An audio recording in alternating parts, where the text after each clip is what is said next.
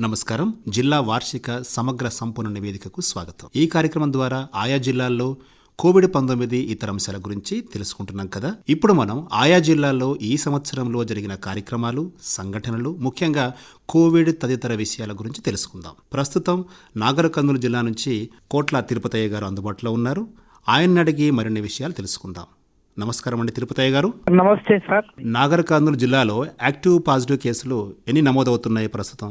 నాగర్ కర్నూలు జిల్లాలో ఈ corona virus కేసులు తీవ్రత తగ్గింది. ప్రస్తుతము 9,822 కరోనా కేసులు నమోదయ్యాయి. కరోనా నమోదైన వారిలో ఎంతమంది హోమ్ ఐసోలేషన్ లో చికిత్స పొందుతున్నారండి? హోమ్ ఐసోలేషన్ లో కూడా చాలా తక్కువ మంది చికిత్స పొందుతున్నారు. దాదాపుగా 320 మంది ఉన్నారు. కోవిడ్ పట్ల కూడా అంతకు ముందున్న భయం కూడా ప్రజల్లో లేదు. ఈ కోవిడ్ ఒకవేళ సోకినట్లయితే చికిత్స తీసుకుంటే పూర్తిగా ఈ వైరస్ నుంచి కోలుకోవచ్చుననే అభిప్రాయం ప్రజల్లో నెలకొని ఉంది. అంటే జిల్లాలో ఈ కోవిడ్ ప్రభావం వల్ల ప్రస్తుతం వ్యాపారాలు ఎలా కొనసాగుతున్నాయండి?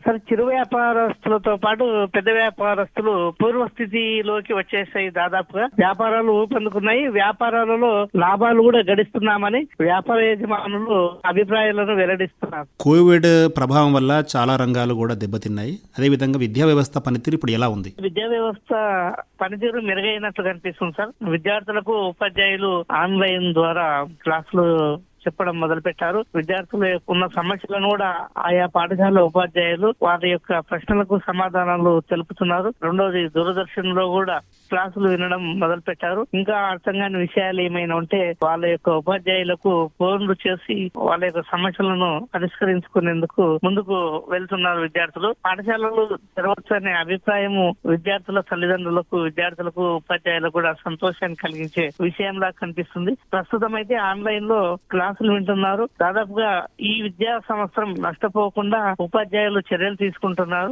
విద్యా వ్యవస్థ పనితీరు జిల్లాలో మెరుగైన పరిస్థితిలో ఉంది. నాణ్యమైన విద్యను అందించేందుకు ఉన్నత విద్యాధికారులు చాలా కృషి చేస్తున్నారు. యాసంగి సీజన్ కు రైతులు ఎలా సన్నద్ధం అవుతున్నారు? వర్షాలు విస్తారంగా కురిశాయి. భూగర్భ జలాలు బాగా పెరిగిపోయాయి. ప్రతి గ్రామంలో ఉండే చెరువుల్లో నీళ్లు నిండుకుండలా ఉన్నాయి. దీంతో పాటు జిల్లాలో కలువకుర్తి ఎత్తిపోతల పథకం కాల్వ ద్వారా నీటిని విడుదల చేస్తున్నారు. వరి సాగును చేసేందుకు సన్నద్ధమవుతున్నారు. వేరుశెనగ పంటను ఈ జిల్లాలో ఎక్కువగా సాగు చేస్తున్నారు. రబీ సీజన్ లో రైతులు మళ్ళీ తమ యొక్క వ్యవసాయాన్ని పూర్వ వైభవం తీసుకొచ్చేందుకు ప్రయత్నం చేస్తున్నారు. వర్షాలు బాగా పడినాయి కాబట్టి భూగర్భ జలాలు పెరిగాయి. వ్యవసాయం ఊపందుకుంది. మంచి పంటలు వేసుకుని లాభాలు గడించేందుకు రైతులు ప్రయత్నం చేస్తున్నారు. ప్రజల్ని చైతన్యపరచడానికి అధికార యంత్రాంగం తీసుకుంటున్న చర్యలు ఎలా ఉన్నాయో చెప్తారా? జిల్లాలో ఒకవైపు పోలీసులు, మరోవైపు జిల్లా వైద్యాధికారులతో పాటు అందరూ ఈ కోవిడ్-19 సోకకుండా ప్రజలకు ఎప్పటికప్పుడు చైతన్య సదస్సులు నిర్వహించి ప్రజలకు ఈ వ్యాధిపై అవగాహన కలిగిస్తున్నారు. కోవిడ్-19 సోకకుండా ముందస్తు జాగ్రత్తలు తీసుకోవాలని ప్రజలకు వివరిస్తున్నారు.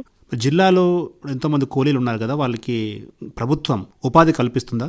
జిల్లాలో మహాత్మా గాంధీ జాతీయ గ్రామీణ ఉపాధి హామీ పథకం కూలీలకు గొప్ప వరంగా మారింది సార్. మహాత్మా గాంధీ జాతీయ గ్రామీణ ఉపాధి హామీ పథకం ద్వారా వలసల నివారణకు కూడా ఒక మంచి పథకం పనిచేస్తున్నది. వలసలు వెళ్లకుండా ఈ పనులు చేస్తూనే రైతులు మళ్ళీ తమ రబీ సీజన్ లో వ్యవసాయం చేసుకునేందుకు అవకాశం ఉంది. కరోనా వైరస్ పై ప్రజల అభిప్రాయాలు తెలపండి. జిల్లా వైద్యాధికారి ఆదేశాల మేరకు జిల్లా, మండల, గ్రామీణ ప్రాంతాలలోని వైద్యాధికారులు, వైద్య సిబ్బందితో పాటు ఏఎన్ఎంలు గాని, అంగన్వాడీ వర్కర్స్ గాని అవగాహన సదస్సులు నిర్వహిస్తున్నారు. ప్రజలకు చైతన్యం కలిగిస్తున్నారు. ఇదండి నాగర్ కర్నూలు జిల్లా నుంచి కోట్ల తిరుపతయ్య గారు అందించిన కోవిడ్-19 జిల్లా వార్షిక సమగ్ర నివేదిక.